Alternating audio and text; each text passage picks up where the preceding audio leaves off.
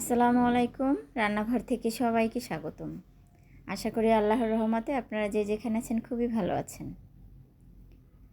আমি আমার মেয়েদের দুই কন্যার আসলে একটা ভিডিও আপলোড করলাম।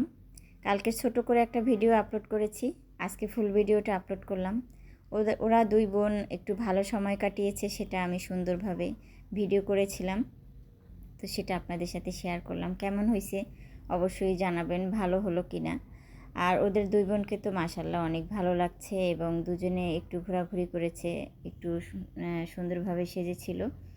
তো সেটা আর কি আমি সুন্দর করে ভিডিও করে উঠিয়েছি। ওরা ওর নানুর বাসায় গেছিলো, সেখান থেকে আবার এসেছে বাসায় এসে একটু ঘোরাঘুরি করলো, কিছু ভিডিও করলো। সেই ভিডিওগুলো আবার আমি সুন্দর করে ভিডিওগুলো উঠিয়ে দিলাম।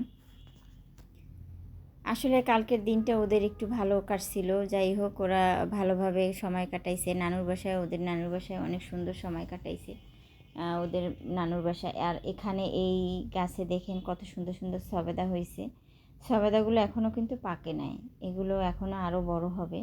গাছগুলো একদমই ছোট, বোঝাই যায় না, খুবই ছোট গাছ। তো মাশাল্লাহ ওদের দুই বোনকে কিন্তু আসলেই অনেক সুন্দর লাগছে। এবং কেমন হয়েছে ভিডিওটা অবশ্যই জানাবেন, ভালো হলো কি না। তো আমার ছোট কন্যা অবশ্য কখনোই ভিডিও করতে তেমন একটা চায় না, খুবই কম ও ভিডিও করে।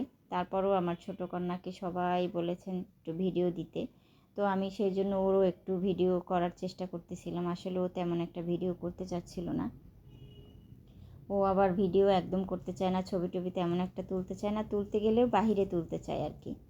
তো যাই হোক, ওরও কিছু ভিডিও এখানে করেছি, ও করতে চায়নি তারপরও করেছি আর কি। কিছু কিছু ভিডিও ওর আছে এখানে।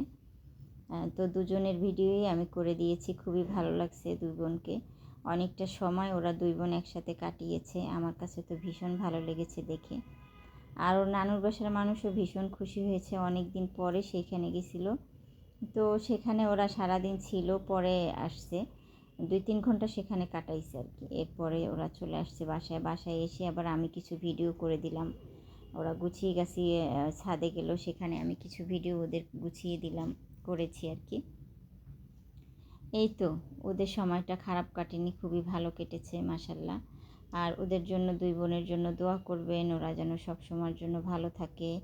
আর আমি তো আপনাদের জন্য সব সময় দোয়া করি, আপনারাও সবাই ভালো থাকেন সব সময়ের জন্য।